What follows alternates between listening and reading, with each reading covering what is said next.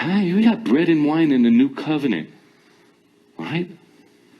We have bread and wine in the old covenant. You had it back in before Moses. You had it back with Abraham before, but that wasn't even Abraham. It was Melchizedek, the king of righteousness, bringing bread and wine. What about Joseph? He's in the jail. He got a baker and a wine guy. He got bread and wine with him in jail at the same time. Joseph's name means Yosef from La'asof, to add, because there was a picture in there, and it says 4 times God was with him. The other one, his body was broken. Here, he's surrounded by bread and wine, the same communion elements there. In the Temple of Moses, one of your 10 tabernacles that you have under kingdom principles, the teaching we did, you have the holy place. You have the outer court, right? And then a holy place, then a holy of holies. In the holy place, you have what? On one side, you have the menorah, the lampstand, shines its light across the other side to the table that had bread and wine. When you read it carefully, the showbread, the table of the presence, had bread and wine. What did you do with the bread and wine? You used the light from the other side, which was not natural light, because it's covered with the 4 layers of coverings there, before the Holy of Holies in a holy place.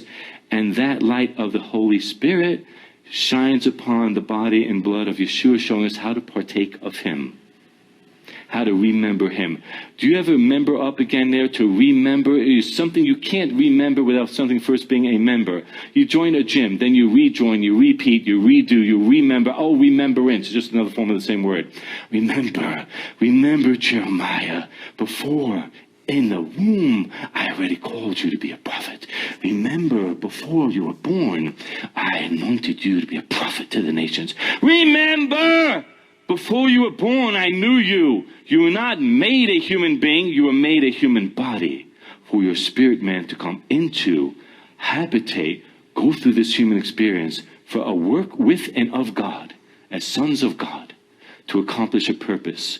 How come I forgot who I am? I think this is who I am. I think I'm a human being. You have 2 DNAs. You have one from your parents, as I do. You have one from God, because you are a spirit being. 1 John 4:4. Do not do half the verse. It says you literally are out of God, from God. Come out of a close relationship with one, and then having separated from God. You are from God. You should chew that for hours, for weeks, because you spent decades doing something else. You come out from God, not even out of heaven.